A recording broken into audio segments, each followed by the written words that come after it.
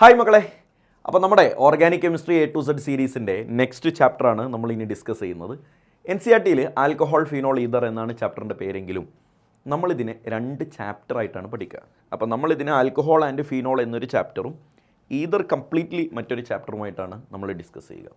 അപ്പോൾ ചാപ്റ്ററിൻ്റെ പേരെഴുതും മക്കളെ, ആൽക്കഹോൾ ആൻഡ് ഫീനോൾ എന്ന് ഹെഡിങ് എഴുതും. ചാപ്റ്ററിൻ്റെ പേരെഴുതിക്കോളൂ, ആൽക്കഹോൾ ആൻഡ് ഫീനോൾ. എല്ലാവരും വീഡിയോ പോസ് ചെയ്തിട്ട് കൃത്യമായി നോട്ട് എഴുതി എടുത്തിട്ട് തന്നെ എൻ്റെ കൂടെ കണ്ടിന്യൂ ചെയ്യണം. ഞാൻ അടുത്ത ഇൻട്രൊഡക്ഷനിലേക്ക് പോവുകയാണ്. വീഡിയോ പോസ് ചെയ്തിട്ട് ഹെഡിങ് എല്ലാം എഴുതിയിട്ട് ഐശ്വര്യമായിട്ട് തുടങ്ങിക്കോളൂ മക്കളെ. ആൽക്കഹോൾ ആൻഡ് ഫിനോളിൽ ആദ്യം നമ്മൾ മനസ്സിലാക്കേണ്ടത് ആൽക്കഹോളിനെ എങ്ങനെ റെപ്രസെൻ്റ് ചെയ്യുമെന്നാണ്. ROH എന്നാണ് ആൽക്കഹോളിനെ റെപ്രസെൻ്റ് ചെയ്യുക. എല്ലാവർക്കും അറിയാവുന്ന കാര്യമാണ്. ആൽക്കൈൽ ഗ്രൂപ്പിൻ്റെ കൂടെ OH വരും.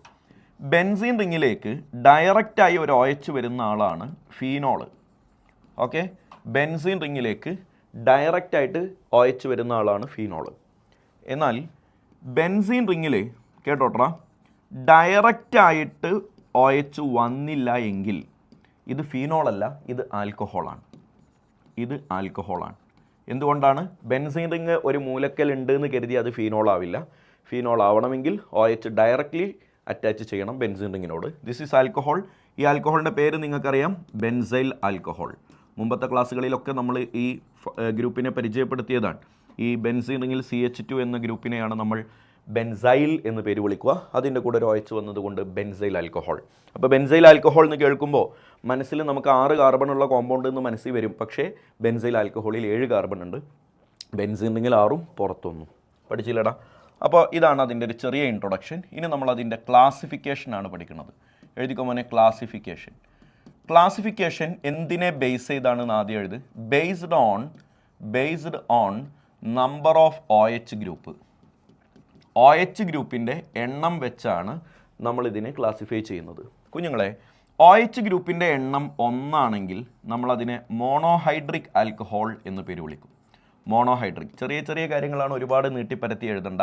2 OH ഗ്രൂപ്പ് ഉണ്ടെങ്കിൽ ഡൈഹൈഡ്രിക് ആൽക്കഹോൾ എന്ന് പേര് വിളിക്കും. 2ൽ കൂടുതൽ ഉണ്ടെങ്കിൽ പോളിഹൈഡ്രിക് ആൽക്കഹോൾ എന്ന് പേര് വിളിക്കും. ഓക്കെ അല്ലടാ? പോളിഹൈഡ്രിക്. ഇതിനൊക്കെ ഓരോ എക്സാമ്പിൾ ഒന്ന് പഠിച്ചു വെച്ചാൽ മതി. മോണോഹൈഡ്രിക്കിന് എക്സാമ്പിൾ നമ്മുടെ എല്ലാവരുടെയും വളരെ പ്രിയപ്പെട്ട CH3CH2OH. എന്താണ് പേര്? എത്തനോൾ എന്ന് പറയുന്ന ആൾ, അറിയാവുന്ന ആളാണല്ലോ എത്തനോൾ.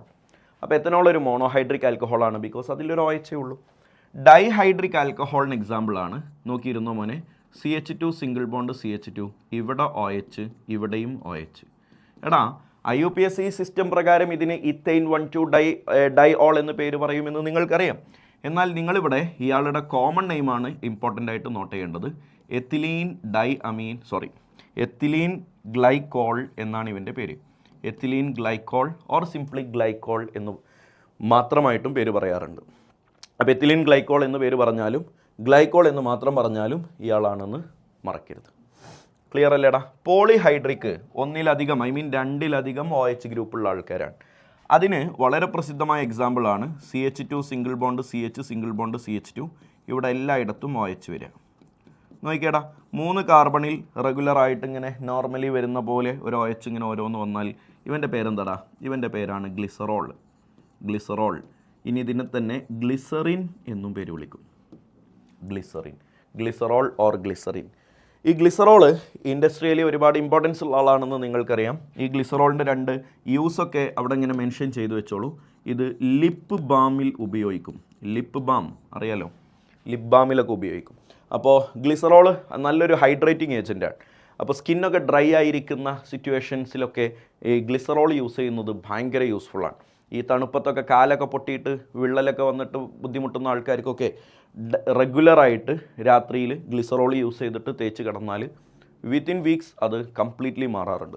കാരണം ഹൈലി ഹൈഡ്രേറ്റിംഗ് ഏജൻറ്റാണ്, നല്ലൊരു മരുന്നാണ് ഗ്ലിസറോൾ. ലിപ് ബാമിൽ യൂസ് ചെയ്യാണ്ട് ഗ്ലിസറോളിൻ്റെ മാത്രം ബോട്ടിൽസ് നിങ്ങൾക്ക് മെഡിക്കൽ ഷോപ്പിൽ നിന്ന് വാങ്ങാൻ കിട്ടും. പിന്നെ നമ്മളെല്ലാവരും കേൾക്കാറുള്ളത് പോലെ തന്നെ ഈ സിനിമ സീരിയൽ നടിമാരെല്ലാം കരയുന്നതിന് വേണ്ടി കണ്ണിലുറ്റിക്കുന്ന ആളാണ് ആര്? ഗ്ലിസറോൾ കണ്ണിലായി കഴിഞ്ഞാൽ കരച്ചിൽ വരും എന്ന് പറഞ്ഞാൽ കണ്ണുനീര് വരും. അതുകൊണ്ട് തന്നെ ഇതിനെ നമ്മൾ ലാക്രിമേറ്റർ എന്നും പേര് വിളിക്കും. ലാക്രിമേറ്ററായിട്ട് യൂസ് ചെയ്യാറുണ്ട്. ലാക്രിമേഷൻ എന്ന് പറഞ്ഞാൽ കരയുക എന്നാണല്ലോ, കരയാൻ സഹായിക്കുന്ന ആളാണ് ലാക്രിമേറ്റർ. കരയിപ്പിക്കാൻ ഗ്ലിസറോൾ യൂസ് ചെയ്യാറുണ്ട്. ഓക്കെ അല്ലേടാ? ഇത് പറയുമ്പോൾ എൻ്റെ മനസ്സിലിങ്ങനെ ഓർമ്മ വരുന്ന ഒരാളുണ്ട്. നിങ്ങൾ ടിയർ ഗ്യാസ് എന്ന് കേട്ടിട്ടുണ്ടാകും. ടിയർ ഗ്യാസ് ഇതുമായിട്ടൊന്നും ഒരു ബന്ധമില്ല കേട്ടോ, ഞാൻ ഓർമ്മ വന്നപ്പോൾ പറഞ്ഞു എന്നേ ഉള്ളൂ. ടിയർ ഗ്യാസ് എന്ന് പറഞ്ഞാൽ ഇയാളല്ല കേട്ടോ. ടിയർ ഗ്യാസ് എന്ന് പറഞ്ഞാൽ ഗ്ലിസറോൾ അല്ല. ടിയർ ഗ്യാസ് ആരാണെന്ന് അവിടെ ഒന്ന് എഴുതി വെച്ചോ. ടിയർ ഗ്യാസ് എന്ന് പറഞ്ഞാൽ CCl3NO2 എന്ന് പറയുന്ന ആളാണ്. CCl3NO2 എന്ന് പറയുന്ന ആളാണ് ടിയർ ഗ്യാസ്, കണ്ണീർ വാതകം എന്ന് മലയാളത്തിൽ പറയും. ഇനി ഇതിനെ തന്നെ മോബ് ഗ്യാസ് എന്നും പേര് വിളിക്കും, മോബ് ഗ്യാസ്. അല്ലെങ്കിൽ ഇതിനെ വാർ ഗ്യാസ് എന്ന് പേര് വിളിക്കും, വാർ ഗ്യാസ്. അല്ലെങ്കിൽ ഇതിനെ വിളിക്കുന്ന വേറൊരു പേരാണ്, പഠിച്ചോ, ക്ലോറോപിക്രിൻ. കെമിക്കൽ നെയിമാണ് ക്ലോറോപിക്രിൻ എന്ന് പേര് വിളിക്കാറുണ്ട്. പിക്രിൻ എന്ന വാക്ക് വന്നാൽ അവിടെ NO2 ഉണ്ട് എന്ന് മനസ്സിലാക്കിക്കോ. പിക്രിക് ആസിഡൊക്കെ കേട്ടിട്ടില്ലടാ. ഫീനോളിൻ്റെ എല്ലാ പൊസിഷനിലും, ഓർത്തോ പൊസിഷനുകളിലും പാരയിലും NO2 കയറി മേയുക. NO2 ഉള്ള ആളിലാണ് പിക്രിൻ ഉണ്ടാവുക. പിന്നെ ക്ലോറിനും ഉണ്ടല്ലോ, ക്ലോറോപിക്രിൻ എന്നതിനെ പേര് വിളിക്കും. അപ്പോൾ ഇത് അഡീഷണലി ഓർമ്മ വന്നപ്പോൾ പറഞ്ഞതാണ്, നോട്ടിൻ്റെ വലതുഭാഗത്തേക്ക് മാറ്റിയിട്ട് എഴുതി വെക്കുക. ഓക്കെ അല്ലേടാ. ഗ്ലിസറോൾ പോലെ പോളിഹൈഡ്രിക്കിന് വേറൊരു എക്സാമ്പിൾ ഞാനിവിടെ എഴുതി കാണിക്കുന്നുണ്ട്. എടാ 1 2 3 4 5 6 കാർബൺ. ഈ 6 കാർബണിലും OH. അപ്പോൾ ഹൈഡ്രജൻ ഫില്ല് ചെയ്താൽ ഇത് CH2, ഇത് CH, ഇവിടെയും CH, ഇവിടെ CH2, ഇവിടെ OH, ഇതാ ഇവിടെ OH, എല്ലായിടത്തും OH. ഒന്ന് വരച്ചു നോക്കിയേ. ഇവനെ ബയോമോളിക്യൂളിൽ ഗ്ലൂക്കോസിൻ്റെ റിഡക്ഷനിൽ ഞാൻ ഇനിയും പഠിപ്പിക്കും. ഇവനെ ഗ്ലൂക്കോസിൻ്റെ റിഡക്ഷനിലൊക്കെ ഇവൻ ഇനിയും വരും. അപ്പോൾ ഇവൻ്റെ പേര് നിങ്ങൾ ആ സമയത്ത് ഓർക്കണം. എടാ കാർബൺ 6 കാർബണും 6 കാർബണിലും ഓരോ OH വന്നാൽ this is called sorbitol. Biomolecule എന്ന ചാപ്റ്റർ എടുക്കുമ്പോൾ ഞാൻ ഇയാളെ വരച്ചിട്ട് ചോദിക്കും, എന്താ മോനെ ഇവൻ്റെ പേര്, ആൽക്കഹോൾ ഫിനോൾ ഞാൻ പഠിപ്പിച്ചിട്ടില്ലേ? അന്തം വിട്ടിരിക്കരുത്, പേരെന്താ പറ, സോർബിറ്റോൾ. ഓക്കെ അല്ലേടാ. ഇനി ഫീനോളുകളിലേക്ക് വന്നാലേ കുറച്ച് പ്രധാനപ്പെട്ട ആൾക്കാരെ നമുക്ക് പഠിക്കാനുണ്ട്. ബെൻസീൻ റിങ്ങിൽ ഒരു OH, തൊട്ടടുത്ത് തന്നെ മറ്റൊരു OH. എന്താടാ പേരാണെന്താ, കാറ്റക്കോൾ. അറിയാവുന്ന ആൾക്കാരാണ്, എന്നാലും മെൻഷൻ ചെയ്തോളൂ, കാറ്റക്കോൾ. എടാ ബെൻസീൻ റിങ്ങിൽ ഒരു OHൻ്റെ മെറ്റാ പൊസിഷനിൽ മറ്റൊരു OH വന്നാൽ എന്താണ് ഇവൻ്റെ പേര്, റിസോൾസിനോൾ. കേട്ടിട്ടില്ലേടാ, റിസോൾസിനോൾ. ക്ലിയർ. ബെൻസീൻ റിങ്ങിൽ ഒരു OH, ഓക്കെ, അതിൻ്റെ പാരാ പൊസിഷനിൽ മറ്റൊരു OH, ഇവൻ്റെ പേരെന്താ പറ, ക്യുനോൾ. ഇതൊക്കെ മസ്റ്റായിട്ട് അറിഞ്ഞിരിക്കേണ്ട ഇമ്പോർട്ടൻറ്റ് കോമ്പൗണ്ടുകളാണ്. ഇനി ബെൻസീൻ റിങ്ങിൽ ഒരു OH ഉണ്ട്, ഒരു CH3 ഉണ്ട് എന്ന് വിചാരിച്ചോ. CH3 ഞാൻ CH3 എന്ന് ഇങ്ങനെ ഇട്ടാൽ അതിനർത്ഥം ബെൻസീൻ റിങ്ങിൻ്റെ ഏതെങ്കിലും ഒരു പൊസിഷനിൽ CH3, അത് ഓർത്തോയിൽ വരാം, മെറ്റയിൽ വരാം, പാരയിൽ വരാം, എവിടെ വന്നാലും ഇവൻ്റെ പേര് ക്രസോൾ എന്നാണ്. അപ്പോൾ ഈ CH3 വരുന്നത് ഓർത്തോയിലാണെങ്കിൽ അതിൻ്റെ പേര് ഓർത്തോക്രസോൾ, മെറ്റയിലാണെങ്കിൽ മെറ്റാക്രസോൾ, പാരയിലാണെങ്കിൽ പാരാക്രസോൾ. അപ്പോൾ ഇത് ഓർത്തോ മെറ്റാ പാരാക്രസോളുകളെ വേറെ മാറ്റി വരക്കാനുള്ള മടി കാരണം ഞാൻ ആ CH3യെ ഏതെങ്കിലും ഒരു പൊസിഷനിൽ എന്ന് മെൻഷൻ ചെയ്യാനാണ് ഇങ്ങനെ കാണിച്ചു തരുന്നത്. ക്ലിയർ അല്ലേടാ. അപ്പോൾ ഇത്രയും കാര്യങ്ങൾ വൃത്തിയായിട്ടൊന്ന് എഴുതിയെടുത്തേ. ഇത്രയും കോമ്പൗണ്ടുകളെ മസ്റ്റായിട്ട് നമ്മൾ അവിടെ അറിഞ്ഞു വെക്കേണ്ട ആൾക്കാരാണ്. ഇനി നിങ്ങൾ നിർബന്ധമായും അറിഞ്ഞിരിക്കേണ്ട വളരെ ഇമ്പോർട്ടൻ്റ് ആയ ഒരു പോയിൻ്റ് ഉണ്ട്. അത് സ്റ്റാർ ഇട്ടൊന്ന് എഴുതി വെച്ചോ മക്കളെ. All gem diols are unstable. Gem diols are unstable എന്താണെന്നൊക്കെ ഞാൻ പറഞ്ഞുതരാം. All gem diols are unstable. എല്ലാ ജെം ഡൈഓളുകളും അൺസ്റ്റേബിളാണ്. ജെം എന്ന് പറഞ്ഞാൽ ഒരേ കാർബണിലാണ് എന്ന് നിങ്ങൾക്കറിയാം. ഡൈഓൾ എന്ന് പറഞ്ഞാൽ 2 OH ഉള്ളവർ. അപ്പോൾ 2 OH ഒരേ കാർബണിൽ വരുന്ന എല്ലാ കോമ്പൗണ്ടുകളും അൺസ്റ്റേബിൾ ആണ്. എന്നിട്ട് അവരെന്ത് ചെയ്യും, ഇതാ എഴുതി വെച്ചോ, കോമട്ടിട്ട് എഴുതി വെച്ചോ. They undergo dehydration to give carbonyl group. ഒക്കെ ഞാൻ പറഞ്ഞു കേട്ടോ, ഇപ്പോൾ എഴുത്ത് തീർക്ക്. Carbonyl group. എല്ലാ ജെം ഡൈഓളുകളും അൺസ്റ്റേബിൾ ആണ്. അങ്ങനെ ഒരു ജെം ഡൈഓൾ ഈ ദുനിയാവിൽ ഉണ്ടായാൽ അയാൾ ഉടനെ തന്നെ ഡീഹൈഡ്രേഷന് വിധേയപ്പെടും. എന്നിട്ട് അവിടെ കാർബണൈൽ ഗ്രൂപ്പ് ഫോം ചെയ്യും. ഞാനത് കൃത്യമായിട്ട് നിങ്ങൾക്ക് ചിത്രം വരച്ച് കാണിച്ചു തരാം. എടാ ഒരു കാർബൺ ഉണ്ട്, ആ കാർബണിൽ 2 OH അടുപ്പിച്ച് ഇങ്ങനെ വന്നു. അപ്പോൾ 2 OH വന്നതുകൊണ്ടാണ് നമ്മൾ ഇതിനെ ഡൈഓൾ എന്ന് പേര് വിളിച്ചത്. ആ 2 OHും കിടക്കുന്നത് ഒരേ കാർബണിലായതുകൊണ്ടാണ് നമ്മളിതിനെ ജെമിനൽ ഡൈഓൾ എന്ന് ഷോർട്ടാക്കിയിട്ട് ജെം ഡൈഓൾ എന്ന് പേര് വിളിച്ചത്. ഈ ജെം ഡൈഓളുകളെല്ലാം എന്താണെന്ന് പറ, അൺസ്റ്റേബിൾ ആണ്. അപ്പോൾ അവിടെ നിന്ന് എന്തു പോകും, ഡീഹൈഡ്രേഷൻ, വാട്ടർ പോകും. കുഞ്ഞെ ഇതിൽ നിന്നൊരു വാട്ടർ പോയിക്കേ. വാട്ടർ പോകണമെങ്കിൽ ആരൊക്കെ പോകണം, ഒരു OHും പോകണം, ഒരു Hഉം പോകണം. OHും Hഉം പോയാൽ വാട്ടർ പോയല്ലോ. അപ്പോൾ ബാക്കിയുള്ള ആൾ എന്താ ഉണ്ടാവുക, OHും Hഉം വാട്ടറായിട്ട് പോയി കഴിഞ്ഞാൽ ഇവിടെ ഒരു C ഉണ്ട്, ഇവിടെ ഒരു സിംഗിൾ ബോണ്ട് O ഉണ്ട്. ആ കാർബണിൻ്റെ മുഖത്തേക്കൊന്ന് നോക്കിക്കേ. സന്തോഷമാണോ വിഷമാണോ? വിഷമം. എന്താ വിഷമം? ഒരു വാലൻസിയുടെ കുറവുണ്ട്. കാർബണിൻ്റെ വാലൻസി 4, അതിലിപ്പോൾ 3 ആയിട്ടുള്ളൂ. ഓക്സിജൻ്റെ മൊത്തേക്കൊന്ന് നോക്കിക്കേ. ഓക്സിജൻ്റെ വാലൻസി നോർമലി 2, അതിലിപ്പോൾ 1 ആയിട്ടുള്ളൂ. അപ്പോൾ വാലൻസി കുറവുള്ള രണ്ടാളുകൾ ഇങ്ങനെ നോക്കി നിൽക്കൂല. അവർക്കിടയിലുള്ള സിംഗിൾ ബോണ്ട് ഡബിൾ ബോണ്ടായിട്ട് അവരുടെ വിഷമം തീർക്കും. സി ഡബിൾ ബോണ്ട് ഒ എന്ന ഫങ്ഷണൽ ഗ്രൂപ്പായി ഇയാൾ മാറും. എവിടെയെല്ലാം COH വരുന്നുണ്ടോ അതെല്ലാം സി ഡബിൾ ബോണ്ട് ഒ എന്ന ഗ്രൂപ്പായിട്ട് മാറും. ഓർഗാനിക് കെമിസ്ട്രിയിൽ വളരെ പ്രസിദ്ധമായ ഒരു സത്യമാണത്. എടാ, ഇങ്ങനെ വരുന്ന ഗ്രൂപ്പിനെ ഞങ്ങൾ സയൻറ്റിസ്റ്റുകൾ എന്താ പേര് വിളിച്ചേ പറ? Carbonyl group. എന്താണ് പേര്? Carbonyl group. സാറേ, ഒരു ബന്ധം ഇല്ലാതപ്പോൾ ഇതിൻ്റെ ഇടയിൽ കൂടെ ഈ ഒരു സാധനം പറയാനുള്ള കാരണം എന്താ? ഞാൻ കാണിച്ചു തരാം. ഒരു സ്പെഷ്യൽ ടൈപ്പ് ഓഫ് ക്വസ്റ്റ്യൻ നിങ്ങളൊന്ന് എഴുതിക്കേ. ക്വസ്റ്റ്യൻ നിങ്ങൾ ആ എഴുതി വെച്ച സാധനങ്ങളൊക്കെ വൃത്തിയായിട്ട് എഴുതിയെടുത്തതിന് ശേഷം മാത്രം വീഡിയോ കണ്ടിന്യൂ ചെയ്യുക. ഇതെല്ലാം ഞാൻ നിങ്ങൾക്ക് പഠിപ്പിച്ചു തരുന്നത് വീഡിയോ പോസ് ചെയ്ത് വൃത്തിയായി നോട്ട് എഴുതി എൻ്റെ കൂടെ മുന്നോട്ട് വരാനാണ്. വീഡിയോയുടെ ഡ്യൂറേഷൻ ചിലപ്പോൾ അരമണിക്കൂറേ ഉണ്ടാവുള്ളൂ. നിങ്ങളത് കണ്ട് നോട്ടാക്കി വരുമ്പോൾ 1 മണിക്കൂറോ 1.5 മണിക്കൂറൊക്കെ ആയിപ്പോവും. കാരണം നിങ്ങളത് കൃത്യമായി ഫോളോ ചെയ്യണം. എടാ, അടുത്തതായിട്ട് ഒരു ക്വസ്റ്റ്യൻ എഴുതാം. എല്ലാവരും എൻ്റെ കൂടെ ഒന്ന് ക്വസ്റ്റ്യൻ എഴുതി നോക്കിക്കേ. ഇതാ ക്വസ്റ്റ്യൻ എഴുതാണ്. Complete the following reactions. Complete following reactions. താഴെ പറയുന്ന റിയാക്ഷൻസ് കംപ്ലീറ്റ് ചെയ്യുക. ഓക്കെ, ഇതാ റിയാക്ഷൻ നമ്പർ 1. എല്ലാവരും എഴുതി വെച്ചോട്ടോ. ബെൻസീൻ റിങ്ങിൽ ഒരു CH2Cl. ആരോ മാർക്കിന് മുകളിൽ കണ്ടു മലനിര NaOH.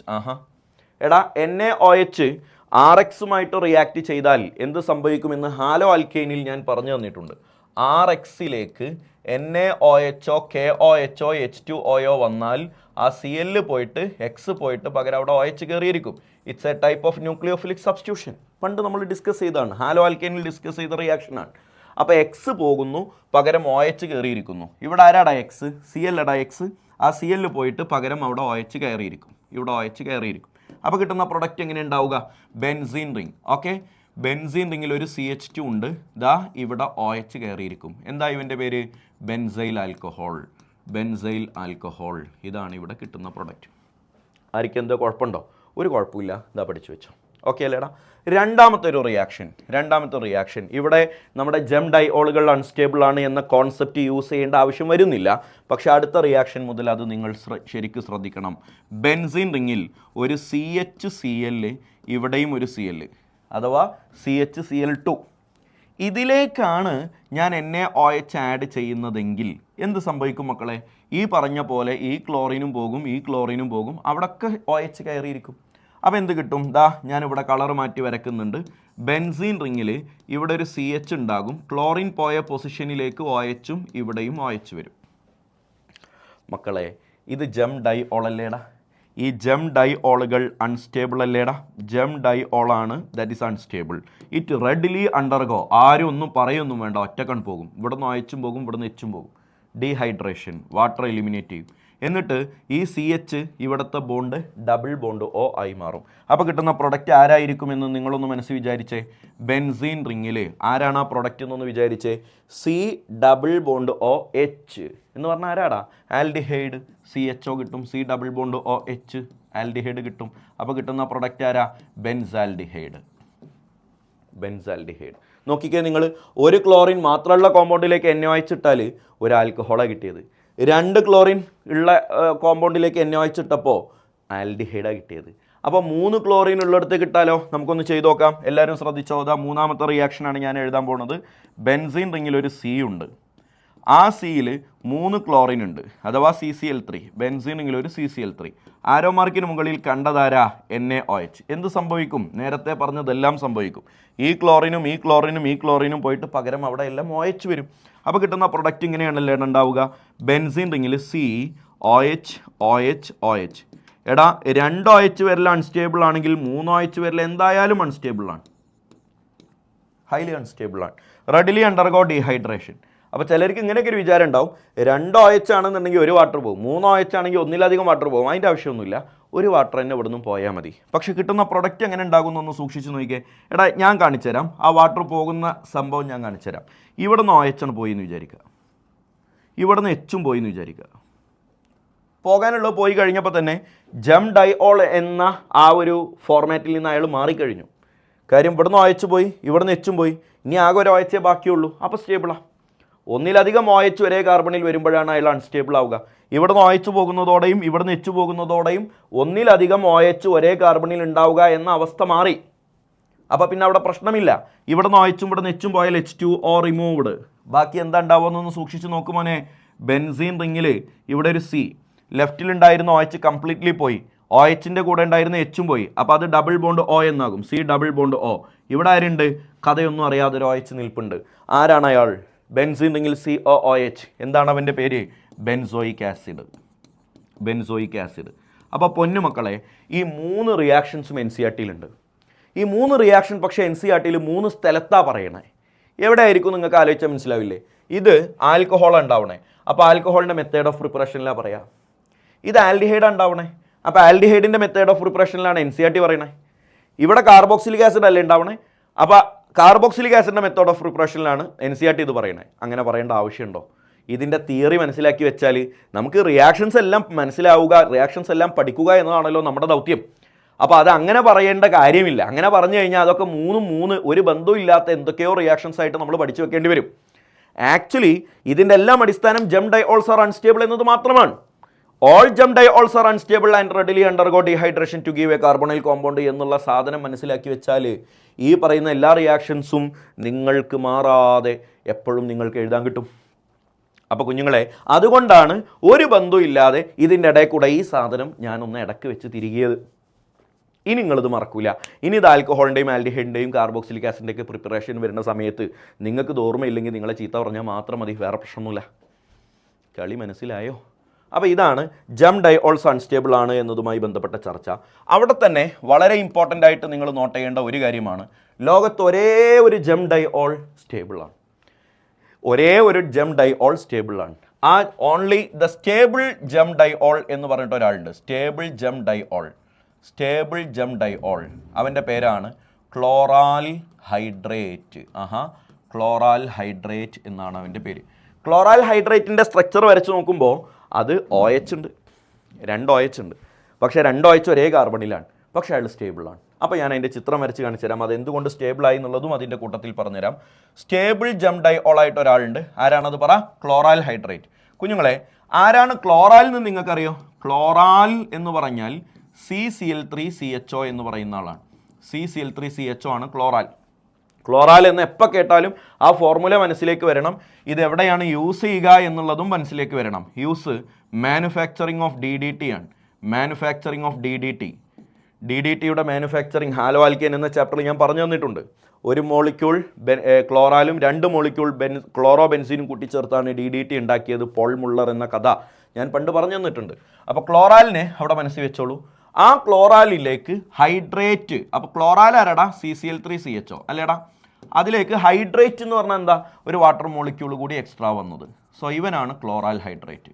ക്ലോറാൽ എന്ന് മാത്രം പറഞ്ഞാൽ ഇവനാണ്. ക്ലോറാൽ ഹൈഡ്രേറ്റ് എന്ന് പറഞ്ഞാൽ ഇവൻ എല്ലാവരും കൂടിയാണ്. ഈ ക്ലോറാൽ ഹൈഡ്രേറ്റിൻ്റെ ചിത്രം വരയ്ക്കുമ്പോൾ നോക്കിക്കോ മോനെ, ഈ കാർബൺ ഓക്കെ അല്ലേ? ആ കാർബണിൽ എത്ര ക്ലോറിൻ ഉണ്ട്? 3 ക്ലോറിൻ ഉണ്ട്. ക്ലിയർ? ദാ ഇവിടെ ഒരു C ഉണ്ട്. ഓക്കെ അല്ലേടാ? അവിടെ ഒരു H ഉണ്ട്, 2 OH ഉണ്ട്. ഇങ്ങനെയാണ് ക്ലോറാൽ ഹൈഡ്രേറ്റിൻ്റെ സ്ട്രക്ചർ. അതിൽ ആൽഡിഹൈഡ് ഗ്രൂപ്പ്, ആ ആൽഡിഹൈഡ് ഗ്രൂപ്പിലേക്ക് വാട്ടറിൻ്റെ അഡീഷൻ നടന്നിട്ട് ഇങ്ങനെയായി മാറും. ഇനി നിങ്ങൾ ഫോർമുല ശരിയല്ലേ എന്നൊന്ന് നോക്കിക്കേ. എടാ CCl3 ഇവിടെ ഉണ്ട്, അത് കറക്റ്റാണ്. CHO, ഒരു കാർബൺ ഒരു ഹൈഡ്രജനും ഒരു ഓക്സിജനും എടുക്കുക. ഒരു കാർബൺ ഒരു ഹൈഡ്രജനും ഒരു ഓക്സിജനും കഴിഞ്ഞു. ബാക്കി എന്താ ഉള്ളത്? ഇവിടെ ഒരു H ഉണ്ട്, ഇവിടെ ഒരു OH ഉണ്ട്. ഒരു HOH എന്ന് പറഞ്ഞാൽ എക്സ്ട്രാ വാട്ടറാണ്. അപ്പോൾ ഇയാൾ ജം ഡൈഓൾ ആണെന്ന് കണ്ടാൽ തന്നെ മനസ്സിലാവില്ലേ? ഈ കാർബണിൽ 2 OH ഉണ്ട്, ഈ കാർബണിൽ 2 OH ഉണ്ട്. അപ്പോൾ ആ 2 OHും വന്നിട്ടും ഇയാൾ സ്റ്റേബിളാണ്. That is due to hydrogen bonding. ഈ ഹൈഡ്രജന് ഈ ക്ലോറിനുമായിട്ടൊരു ഡിങ്കോൾഫി, ഈ ഹൈഡ്രജനും ഈ ക്ലോറിനുമായിട്ടൊരു ചെറിയ ഇടപാട്. ഇവിടെ ക്ലോറിനാണ്. ഇതിനെയാണ് നമ്മൾ ഹൈഡ്രജൻ ബോണ്ടിങ് എന്ന് പേര് വിളിക്കുക. ഹൈഡ്രജൻ ബോണ്ടിങ് എന്ന് പേര് വിളിക്കുക. അപ്പോൾ ഈ ക്ലോറാൽ ഹൈഡ്രേറ്റ് സ്റ്റേബിളാണ്. ഇയാൾ സ്റ്റേബിൾ ആയത് എന്തുകൊണ്ടാണ് പറ? Due to hydrogen bonding. Hydrogen bonding. അപ്പോൾ മക്കളെ, ഞാൻ നിങ്ങളോട് ക്ലോറാൽ ഹൈഡ്രേറ്റ് സ്റ്റേബിളാണ് എന്ന് പറഞ്ഞിട്ടുണ്ടെങ്കിൽ അതിൻ്റെ റീസണും നിങ്ങൾ മനസ്സിലാക്കി വെക്കണം. കാരണം നാളെ പിറ്റേന്ന് പരീക്ഷയ്ക്ക് ഈ ക്ലോറിന് പകരം ഇവിടെ ഫ്ലൂറിനാണെന്ന് വിചാരിച്ചോ, അപ്പോഴും അയാൾ സ്റ്റേബിൾ തന്നെയാണ്. കാരണം ക്ലോറിന് ഹൈഡ്രജൻ ബോണ്ടിങ് കാണിക്കാൻ പറ്റുമെങ്കിൽ ഫ്ലൂറിൻ അതിനേക്കാൾ ഇലക്ട്രോനെഗറ്റീവാണ്, എന്തായാലും ഹൈഡ്രജൻ ബോണ്ടിങ് കാണിക്കാൻ പറ്റും. മനസ്സിലായില്ലേ? അപ്പോൾ ഇവിടെ CCl3 എന്നതിന് പകരം ഏത് ഹാലജൻ ആണെങ്കിലും ആ ഹൈഡ്രേറ്റ് അല്ലെങ്കിൽ ആ ജം ഡൈഓള് സ്റ്റേബിൾ ആണെന്ന് മനസ്സിലാക്കി വെക്കുക. എപ്പോഴും ചോദിക്കുന്ന ആൾ ക്ലോറൈൽ ഹൈഡ്രേറ്റ് ആണ്. ഇവിടെ ചിലർക്ക് ഇങ്ങനെ ഒരു ഡൗട്ടൊക്കെ ഉണ്ടാവും, സാറേ ക്ലോറിൻ അല്ലേ, ക്ലോറിന് ഹൈഡ്രജൻ ബോണ്ടിങ് കാണിക്കാൻ പറ്റുമോ? ഹൈഡ്രജൻ ബോണ്ടിങ് കാണിക്കാൻ പറ്റുന്ന ആൾക്കാർ 3 അല്ലേ ഉള്ളൂ, നൈട്രജൻ, ഓക്സിജൻ, ഫ്ലൂറിൻ എന്ന് ചിലർക്കൊരു ഡൗട്ടൊക്കെ ഉണ്ടാകും. അത് വളരെ ഡീപ്പായിട്ടുള്ള ചർച്ചയാണ്, ഞാൻ അതിലേക്ക് കടക്കുന്നില്ല. ചെറിയ 2-3 ത്രെഡ് പറഞ്ഞുതരാം. ഹൈഡ്രജൻ ബോണ്ടിങ്ങിൻ്റെ ജനറലി കാണിക്കുന്ന ആൾക്കാർ ഇയാളാണ്, നൈട്രജൻ, ഓക്സിജൻ, ഫ്ലൂറിൻ. പക്ഷേ അതൊരു കണ്ടീഷനായിട്ട് എല്ലായിടത്തും നമുക്ക് അപ്ലൈ ചെയ്യാൻ പറ്റില്ല. നിങ്ങൾ NCERT ടെക്സ്റ്റ് ബുക്കിലെ സ്റ്റേറ്റ്സ് ഓഫ് മാറ്റർ എന്ന് പണ്ട് ഉണ്ടായിരുന്നൊരു ചാപ്റ്റർ ഉണ്ട്, അതിപ്പോൾ ഡിലീറ്റഡ് ആണ്. അതിൽ ഹൈഡ്രജൻ ബോണ്ടിങ്ങിനെ കുറിച്ച് സംസാരിക്കുന്ന ഭാഗം ഡീപ്പായിട്ട് വായിച്ചു നോക്കിയാൽ in some compounds chlorine can also show hydrogen bonding എന്നൊരു ഡയലോഗ് NCERT തന്നെ പറയുന്നുണ്ട്. അപ്പോൾ ചില കോമ്പൗണ്ടുകളിൽ ക്ലോറിനും ഹൈഡ്രജൻ ബോണ്ടിങ് കാണിക്കാൻ പറ്റും. അപ്പോൾ ശരിക്ക് ഹൈഡ്രജൻ ബോണ്ടിങ് എന്ന് പറയുന്നതിന് ഈ നൈട്രജൻ, ഓക്സിജൻ, ഫ്ലൂറിൻ എന്നുള്ള മാനദണ്ഡം വെക്കുന്നത് ശരിയല്ല. പകരം ആ ബോണ്ടിൻ്റെ സ്ട്രെങ്ത്ത് 10 to 100 കിലോ ജൂളിൻ്റെ ഇടയിൽ വരുന്നുണ്ടെങ്കിൽ അയാൾ ഹൈഡ്രജൻ ബോണ്ടിങ് ആണ് എന്നാണ് കോൺസെപ്റ്റ്. അത് ഹൈഡ്രജൻ ബോണ്ടിങ് ആയിട്ട് പരിഗണിക്കും. ആ ഒരു ബോണ്ട് ഉണ്ടാവുന്നുണ്ടല്ലോ അവിടെ, ഒരു അട്രാക്ഷൻ, ആ അട്രാക്ഷൻ ഒരു സ്ട്രെങ്ത് ഉണ്ടാവുമല്ലോ. ആ സ്ട്രെങ്ത്തിൻ്റെ value, quantitative value 10 to 100 kilo ജൂളിന് ഇടയിലാണെങ്കിൽ ദാറ്റ്സ് എ ഹൈഡ്രജൻ ബോണ്ടിങ്. അത് ജനറലി കാണിക്കാറുള്ളത് ആരാണ്? നൈട്രജൻ, ഓക്സിജൻ, ഫ്ലൂറിൻ ആവുമ്പോഴാണ്. പക്ഷേ ചില കോമ്പൗണ്ടുകളിൽ ക്ലോറിൻ വരുമ്പോഴും അങ്ങനെയൊക്കെ സംഭവിക്കാറുണ്ട്. അതുകൊണ്ട് അതും ഹൈഡ്രജൻ ബോണ്ടിങ് ആയിട്ട് പരിഗണിക്കാറുണ്ട്. അപ്പോൾ ചിലർക്ക് ഹൈഡ്രജൻ ബോണ്ടിങ്ങിനെ കുറിച്ച് ഡീപ്പായിട്ട് അറിവുള്ളവർക്ക് ചിലപ്പോൾ അങ്ങനെ ഒരു ഡൗട്ടൊക്കെ വരാൻ ചാൻസ് ഉള്ളത് കൊണ്ട് ഞാൻ എക്സ്ട്രാ ഒന്ന് പറഞ്ഞു തന്നേ ഉള്ളൂ. വിട്ടേക്കുക പൊന്നു മക്കളെ. ഇപ്പം എന്തായിരുന്നു നമ്മുടെ ചർച്ച? ജം ഡൈഓൾസ് എല്ലാം അൺസ്റ്റേബിൾ ആണ്, അതുകൊണ്ട് readily undergo hydration, dehydration to give a carbonyl compound. അതുമായി ബന്ധപ്പെട്ട 3 റിയാക്ഷൻസ് പഠിപ്പിച്ചു. ഓൺലി 1 സ്റ്റേബിൾ ജം ഡൈഓൾ എന്ന് പറയുന്നത് ക്ലോറൈൽ ഹൈഡ്രേറ്റ് ആണെന്ന് പറഞ്ഞു. ക്ലോറൈൽ ഹൈഡ്രേറ്റ് ഓൺലി 1 എന്ന് ഞാൻ പ്രയോഗിച്ചിട്ടുണ്ടെങ്കിലും ക്ലോറിന് പകരം ഏത് ഹാലജൻ വന്നാലും അത് ശരിയുത്തരമാണ്. എന്തുകൊണ്ടാണ് അത് സ്റ്റേബിൾ ആയത്? That is due to hydrogen bonding. അപ്പോൾ ഹൈഡ്രജൻ ബോണ്ടിങ്ങുമായി ബന്ധപ്പെട്ട് ഓർമ്മ വന്നൊരു കാര്യം പറഞ്ഞു, അത് വിട്ടേക്കുക. നെക്സ്റ്റ്, ഇവിടെ ഞാൻ നേരത്തെ നിങ്ങൾക്ക് ഇങ്ങനെ കോമ്പൗണ്ടുകളൊക്കെ എഴുതി തന്നില്ലായിരുന്നു, കുറേ കോമ്പൗണ്ട് ഇങ്ങനെ എഴുതി തന്നില്ലായിരുന്നു. സോർബിറ്റോൾ, ഗ്ലിസറോൾ, ഗ്ലിസറിനൊക്കെ അവിടെ ഞാൻ വിട്ടുപോയൊരു കോമ്പൗണ്ട് കൂടി ഉണ്ട്. ആ കോമ്പൗണ്ടിനെയും കൂടി നിങ്ങൾ ഇവിടെ ഒന്ന് എവിടെയെങ്കിലും ഒന്ന് ആഡ് ചെയ്തേക്കുക. CH3 single bond C, single bond C, single bond CH3. ഇവിടെ ഒരു CH3, ഇവിടെ ഒരു CH3, ഇവിടെ OH, ഇവിടെ OH. IUPAC നെയിം എന്തായിരിക്കും?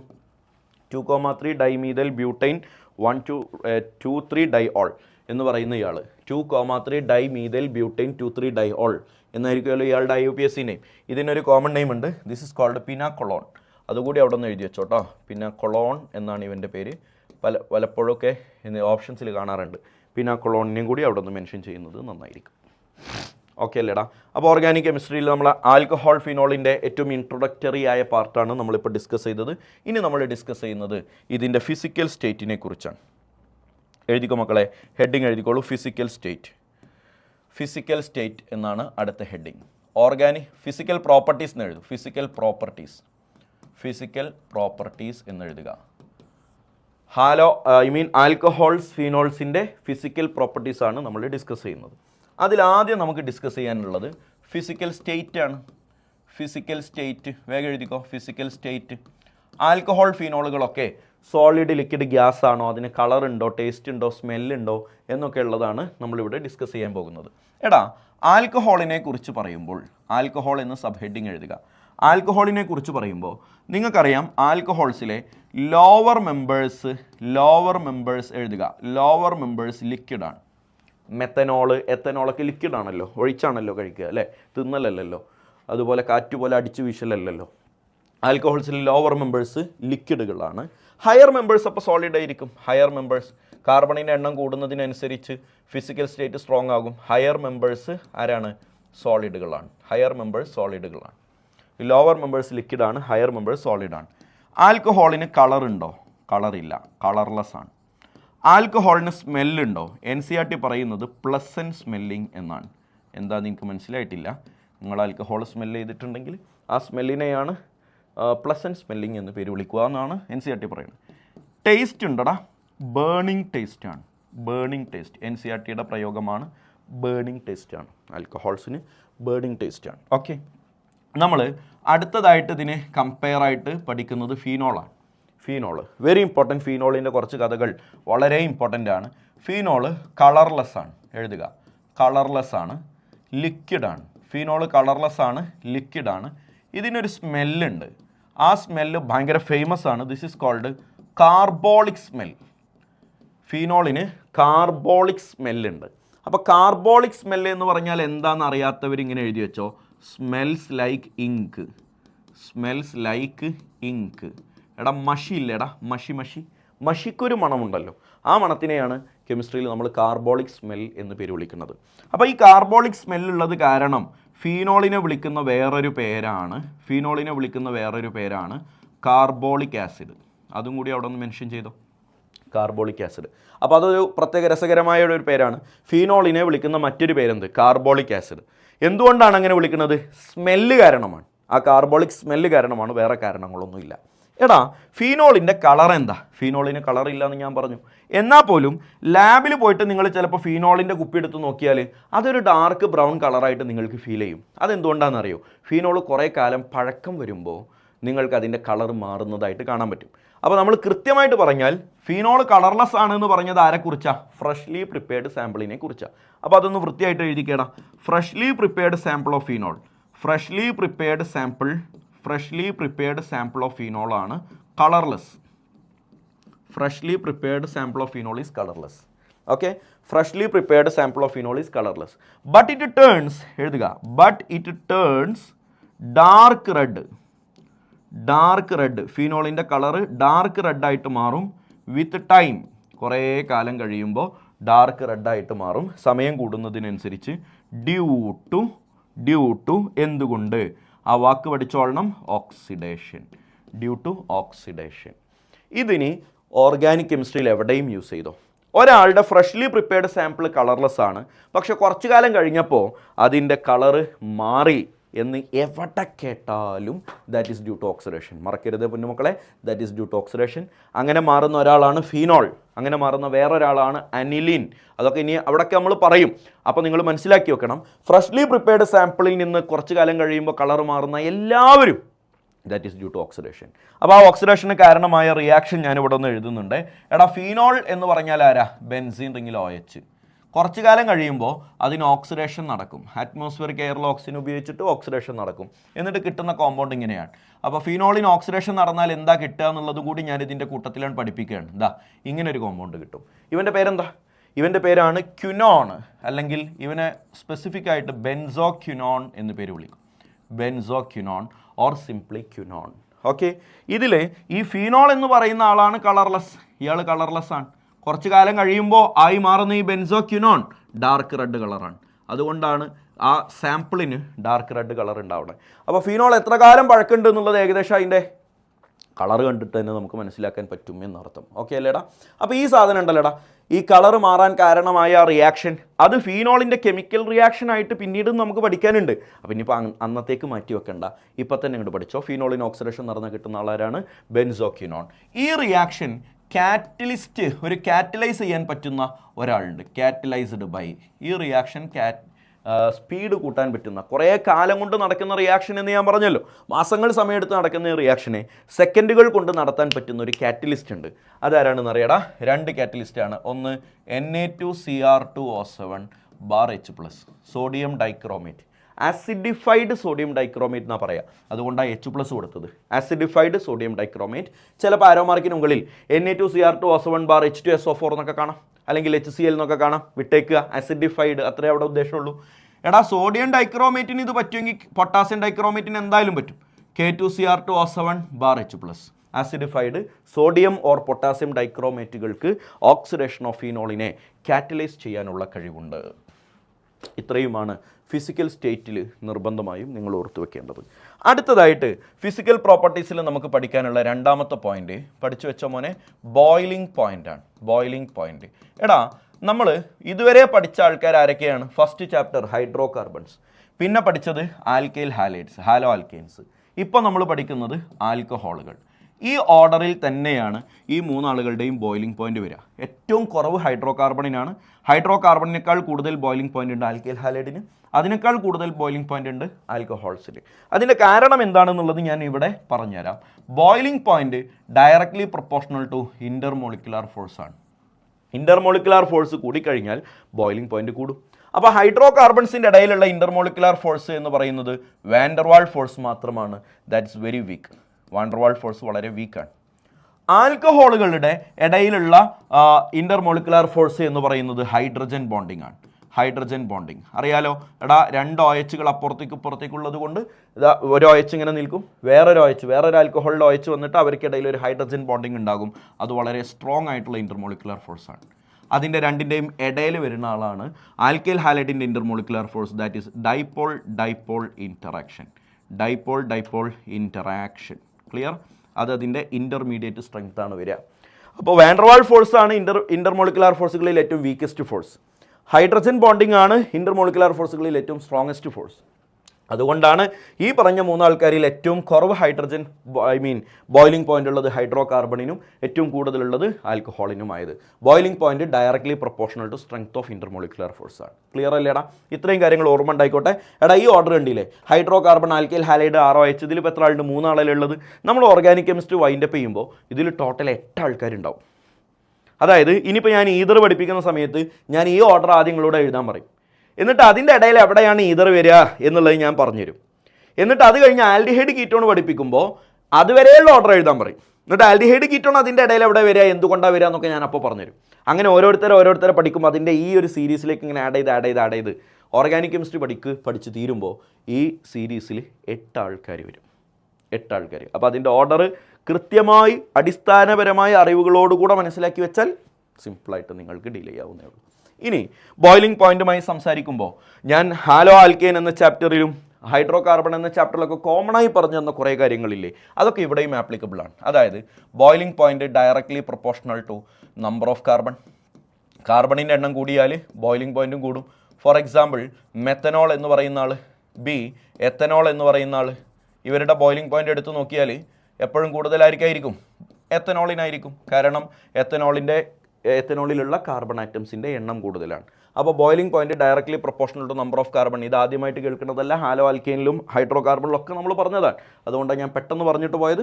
അത് ഇവിടെയും ആപ്ലിക്കബിൾ ആണ്.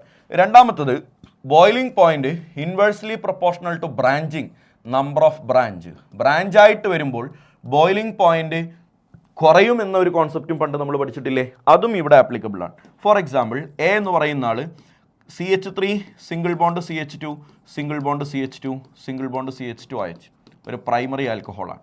ബി എന്ന് പറയുന്ന ആൾ CH3 single bond CH single bond CH2 CH3, ഒരു സെക്കൻഡറി ആൽക്കഹോളാണ്, ഇവിടെ OH.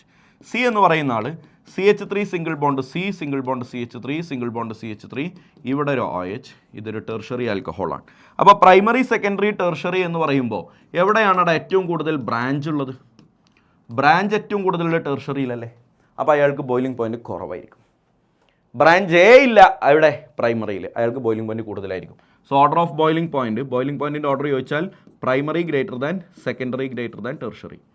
പ്രൈമറി ആണ് ബോയിലിംഗ് പോയിന്റ് കൂടുതൽ, പിന്നെ സെക്കൻഡറി, പിന്നെ ടെർഷറി. കണ്ടീഷൻ ഉണ്ട്, കാർബണിൻ്റെ എണ്ണം സെയിം ആയിരിക്കണം.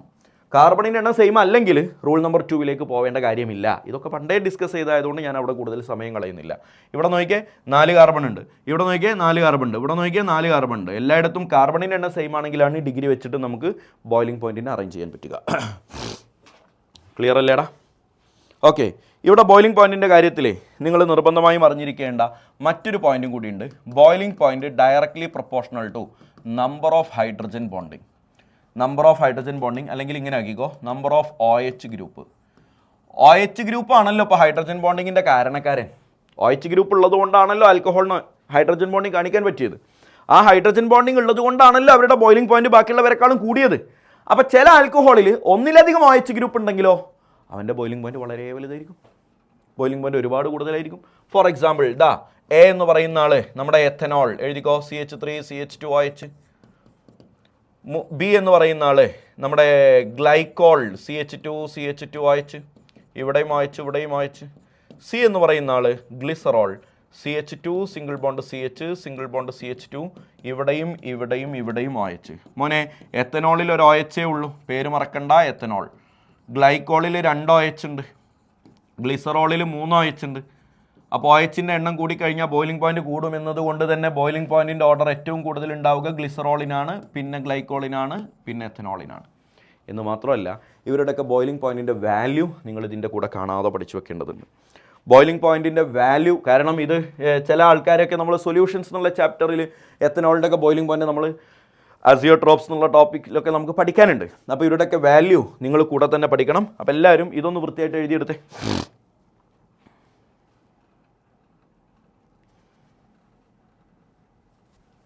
ഓക്കെ, ഈ 3 ആൾക്കാരുടെ ബോയിലിംഗ് പോയിന്റിൻ്റെ വാല്യൂ ഞാൻ ഇവിടെ ഒന്ന് എഴുതുന്നുണ്ട്, എല്ലാവരും എൻ്റെ കൂടെ എഴുതിക്കോ. എത്തനോൾ 351 കെൽവിനാണ് എത്തനോളിൻ്റെ ബോയിലിംഗ് പോയിന്റ്.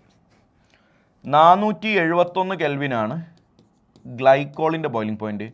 563 കെൽവിനാണ് ഗ്ലിസറോളിൻ്റെ ബോയിലിംഗ് പോയിന്റ്. ഈ വാല്യൂസ് കാണാതെ പഠിച്ചു കേട്ടോ. അപ്പോൾ കണ്ടാലും അറിയാലോ ഗ്ലിസറോളിനാണ് ഏറ്റവും കൂടുതൽ.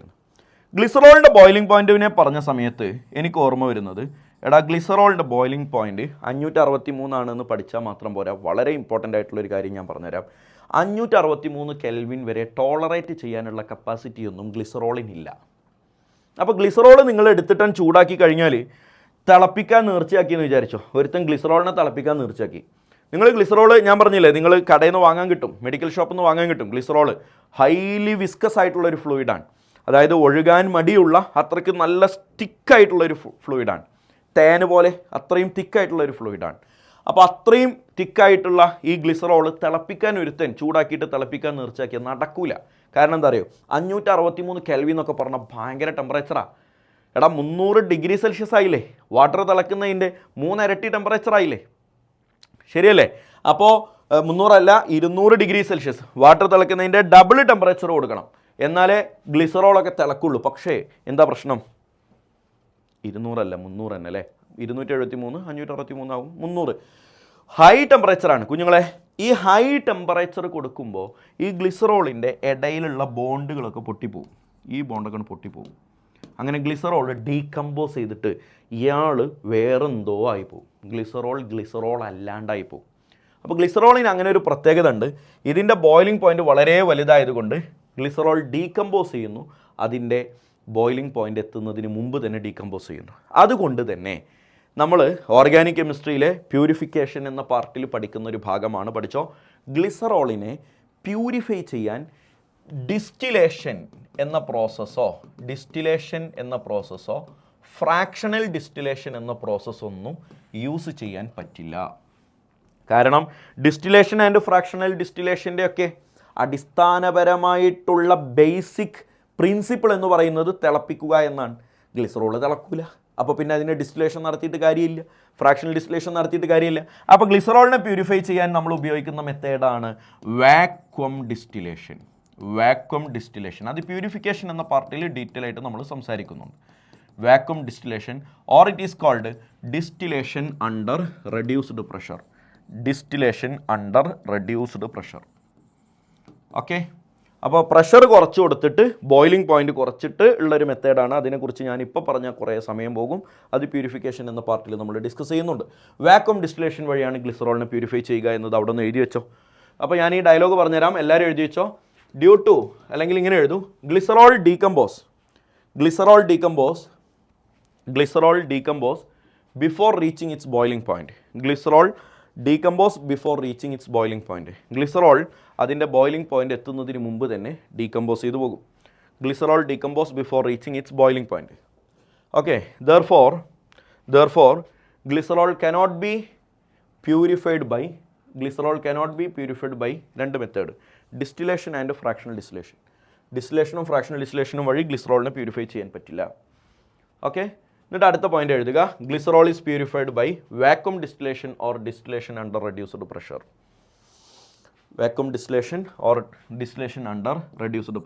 ഇവിടെ തന്നെ NCERT പറയുന്ന മറ്റൊരു പോയിന്റ് ഉണ്ട്, ഡ്യൂ ടു 3 ഹൈഡ്രജൻ ബോണ്ടിങ്. എടാ ഗ്ലിസറോളിൽ 3 ഹൈഡ്രജൻ ബോണ്ടിങ് ഇല്ലേ എടാ, കാരണം 3 OH ഉണ്ടല്ലോ. എടാ എത്തനോളിൽ 1 OH ഉള്ളൂ, അവിടെ 1 ഹൈഡ്രജൻ ബോണ്ടിങ് ഉണ്ടാവുള്ളൂ. ഇവിടെ 2 OH ഉണ്ട്, 2 ഹൈഡ്രജൻ ബോണ്ടിങ് ഉണ്ട്.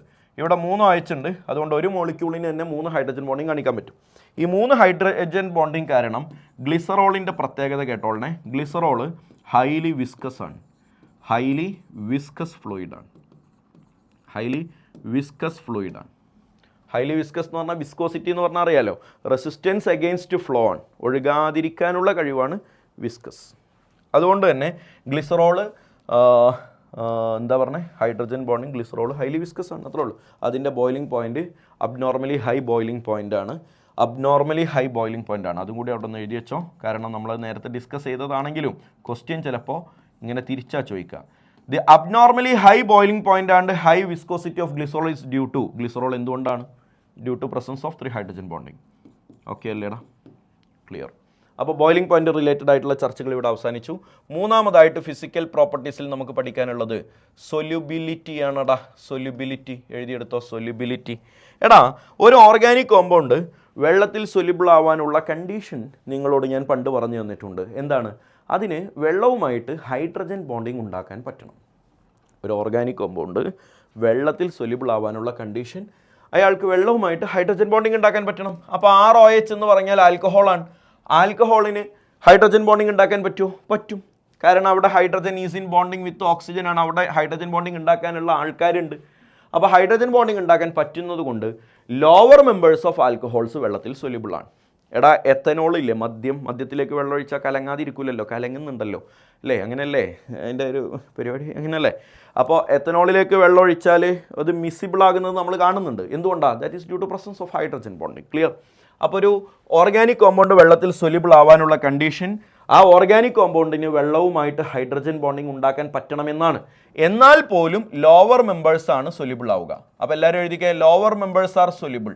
ലോവർ മെമ്പേഴ്സ് സൊല്യൂബിൾ ആണ്. എന്തുകൊണ്ട്? Due to presence of hydrogen bonding. Due to presence of hydrogen bonding, hydrogen bonding ഉണ്ടാക്കാൻ പറ്റുന്നത് കൊണ്ട്. പക്ഷേ ഈ ലോവർ മെമ്പേഴ്സ് സൊല്യൂബിൾ ആകുന്ന എല്ലാ കേസിലും ഹയർ മെമ്പേഴ്സിലേക്ക് വരുമ്പോൾ അതിൻ്റെ സൊല്യൂബിലിറ്റി കുറയും. Solubility decreases. സൊല്യൂബിലിറ്റി എന്ത് ചെയ്യുന്നു? ഡിക്രീസ് ചെയ്യും. അങ്ങനെ ഫൈനലി കാർബണിൻ്റെ എണ്ണം ഇങ്ങനെ കൂടുന്നതിനനുസരിച്ച് അതിൻ്റെ സൊല്യൂബിലിറ്റി നഷ്ടപ്പെട്ട് ഇൻസൊല്യൂബിൾ ആവും. വലിയ വലിയ കോമ്പൗണ്ടൊക്കെ ഇൻസൊല്യൂബിളാണ്. അതെന്തുകൊണ്ടാണ്? എടാ, ആൽക്കഹോളിൽ ഈ OH ഗ്രൂപ്പ് എന്നുള്ള പാർട്ടാണ് ഹൈഡ്രോഫിലിക്. വെള്ളവുമായിട്ട് ബോണ്ട് ഹൈഡ്രജൻ ബോണ്ടിങ് ഉണ്ടാക്കുന്ന പാർട്ട് OH ആണ്. പക്ഷേ ഈ ആൽക്കൈൽ ഗ്രൂപ്പ് ഹൈഡ്രോഫോബിക് ആണ്. അയാൾക്ക് വെള്ളവുമായിട്ട് ബോണ്ട് ഉണ്ടാക്കാൻ താല്പര്യമില്ല. അപ്പോൾ ഇനി ഇങ്ങനെ കാർബൺ കൂടി വരുമ്പോൾ ഈ ആൽക്കൈൽ ഗ്രൂപ്പ് അതിനനുസരിച്ച് ഇങ്ങനെ വലുതാകും. ആൽക്കൈൽ ഗ്രൂപ്പ് വലുതാകുന്നതിനനുസരിച്ച് ആ കോമ്പൗണ്ടിൻ്റെ ഹൈഡ്രോഫോബിക് നേച്ചർ കൂടി വരും. That's why the solubility decreases.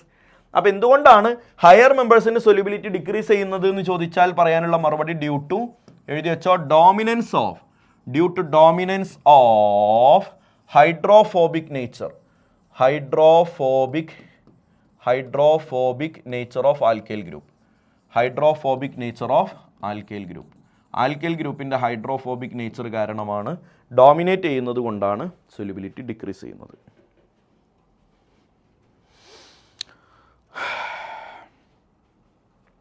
Okay അല്ലേടാ? ഇതോടുകൂടെ ഈ ചാപ്റ്ററിൻ്റെ ഒരു ഇൻട്രൊഡക്ഷനും ഫിസിക്കൽ പ്രോപ്പർട്ടീസ് എന്നുള്ള ഏരിയയും കഴിഞ്ഞു. നമ്മളിനി അടുത്ത വീഡിയോയിൽ ആൽക്കഹോൾ ഫിനോളിൻ്റെ മെത്തേഡ് ഓഫ് പ്രിപ്പറേഷനാണ് ഡിസ്കസ് ചെയ്യുക. അപ്പോൾ എല്ലാവരും മറക്കാതെ ആ വീഡിയോ കാണുക, കൃത്യമായി നോട്ട് എഴുതി വെക്കുക. ഇപ്പോൾ നിങ്ങൾ ഈ ക്ലാസ് വൈൻഡപ്പ് ചെയ്ത ഉടനെ തന്നെ ഒരു 5 മിനിറ്റ് സമയം കൊണ്ട് ഈ എഴുതിയതൊക്കെ ഒന്നുകൂടെ ഒന്ന് റിവൈൻഡ് ചെയ്തെടുത്തേടാ, നമുക്ക് സെറ്റാക്കി എടുക്കാം. നമ്മുടെ വാട്സപ്പ് കമ്മ്യൂണിറ്റിയിൽ നിങ്ങൾ ഉണ്ടായിരിക്കണം. പുതിയതായിട്ട് ഈ ചാനലിലേക്ക് വരുന്ന ആൾക്കാർ നിങ്ങളുടെ കൂട്ടുകാരിലേക്കൊക്കെ ഈ ചാനലിൻ്റെ വിശേഷങ്ങളൊക്കെ ഒന്ന് ഷെയർ ചെയ്യണം. ഗുണം കിട്ടുന്നുണ്ടെങ്കിൽ ഷെയർ ചെയ്താൽ മതി, ഇല്ലയെന്നുണ്ടെങ്കിൽ ഒഴിവാക്കിയേക്ക്. ഗുണം കിട്ടുന്നുണ്ടെങ്കിൽ നീ മാത്രം ഫോളോ ചെയ്തിട്ട് അങ്ങനെ ഒറ്റയ്ക്ക് ഉണ്ടാക്കണ്ട, ബാക്കിയുള്ളവർക്ക് കൂടി ഒന്ന് അയച്ചു കൊടുത്തേക്ക്. അതുപോലെ നമ്മുടെ മെറ്റീരിയൽസും നമ്മുടെ ക്വസ്റ്റ്യൻ ഡിസ്കഷൻ്റെ സെഷൻസിൻ്റെയൊക്കെ അപ്ഡേറ്റ്സും കാര്യങ്ങളൊക്കെ അറിയാൻ നിങ്ങൾ നമ്മുടെ വാട്സപ്പ് കമ്മ്യൂണിറ്റിയിൽ ഉണ്ടായിരിക്കണം. വാട്സപ്പ് കമ്മ്യൂണിറ്റിയുടെ ലിങ്ക് ഡിസ്ക്രിപ്ഷനിൽ ഉണ്ട്. ബാക്കി പിന്നെ കാണാം.